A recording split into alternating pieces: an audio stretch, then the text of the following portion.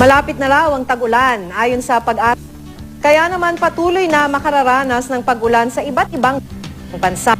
Sa inilabas nga na thunderstorm advisory ng pag-asa, nakararanas ng malakas na ulan sa Las Piñas, Bacoor at Parañaque. Posible itong magtagal hanggang mamayang pasado alas 4 ng hapon. Bukas naman may mahihina hanggang sa katamtamang lakas ng ulan na maaaring maranasan sa Northern Luzon. Pero mananatiling maalinsangan pa rin ang pakiramdam doon base sa datos ng Weather Central.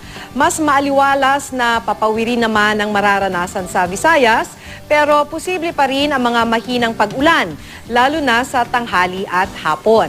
Gayon din ang inaasahang panahon sa malaking bahagi ng Mindanao. Ayon sa pag-asa, Intertropical Convergence Zone ang nakakaapekto sa Southern Mindanao. Diffuse tail end of a cold front naman sa Northern Luzon.